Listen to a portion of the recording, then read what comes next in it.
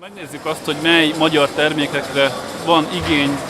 akár hazai piacon, akár pedig a környező piacon, akkor azt látjuk, hogy minél magasabb feldolgozottsági fokú, minél magasabb minőségű terméket kell tudnunk értékesíteni, ezért a következő időszakban leghangsúlyosabb terület az élelmiszer feldolgozás, az élelmiszeripar támogatása kell, hogy legyen számunkra, fejlesztési eszközökkel és minden más olyan eszközzel, ami ebben közreműködhet, és egyszerűen azért, mert egyik oldalon például a magyar mezőgazdaság termékeinek kétharmadát a feldolgozás vásárolja föl, tehát a magyar termelők jövedelmi helyzete közvetlenül összefügg a tőle terményt vásárló feldolgozóipar jövedelmi helyzetével és életképességével, a másik oldalon pedig ez kerül a fogyasztók asztalára, úgyhogy az élelmiszer feldolgozás számunkra a legfontosabb feladat a következő időszakban. Ahhoz, hogy akár az élelmiszer feldolgozás, de akár az export piacaink megfelelő mennyiségben és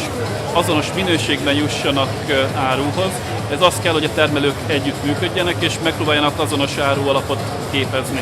Ehhez egyik oldalon a működésüket igyekszünk támogatni, hiszen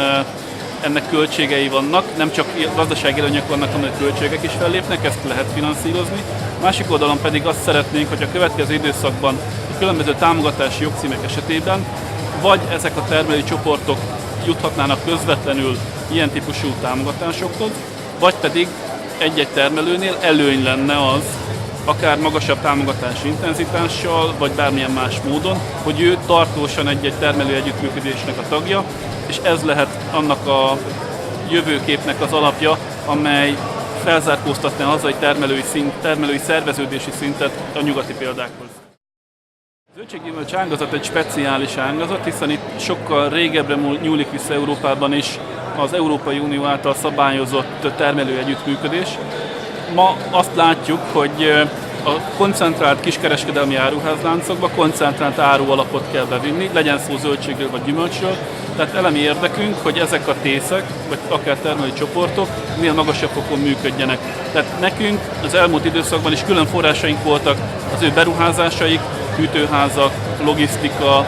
post-harvest tevékenységek finanszírozására, és szeretnénk, hogyha vidékfejlesztés keretében a következő időszakban ezek folytatódhatnának, és erőt és energiát kapnának ezek a termelői együttműködések. Ha fogyasztóként nézünk egy-egy élelmiszerre vagy termékre, akkor szeretnénk garanciákat kapni arra, hogy az a termék tényleg azt a minőséget jelenti-e, nyomon követhető az eredete, tudom-e, hogy miből készül, és erre bizony jó eszköz